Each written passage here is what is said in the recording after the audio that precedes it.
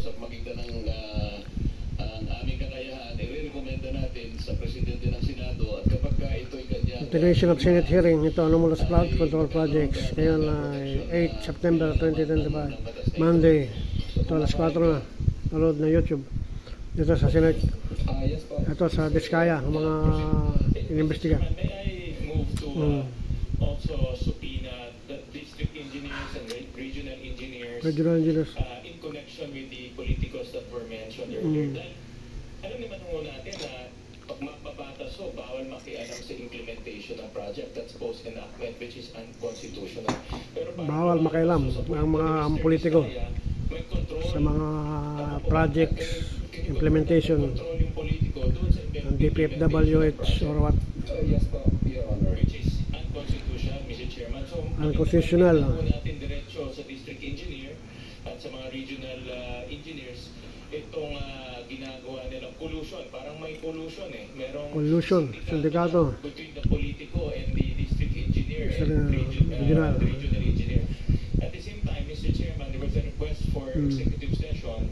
May I also suggest to pursue that executive session without prejudice to informing the public on that information if we find that the public needs to know that information. Kasi ako naniniwala, Mr. Diskaya, sinabi nyo na lahat Tuloy na natin to in the name of the truth.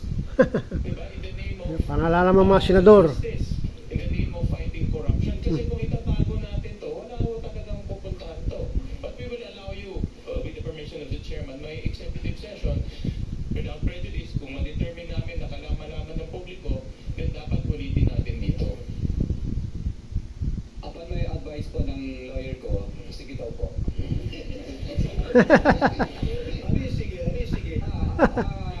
Sige po.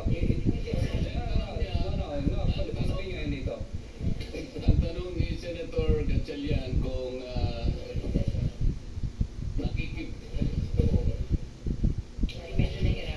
sorry po, Mr. Chair.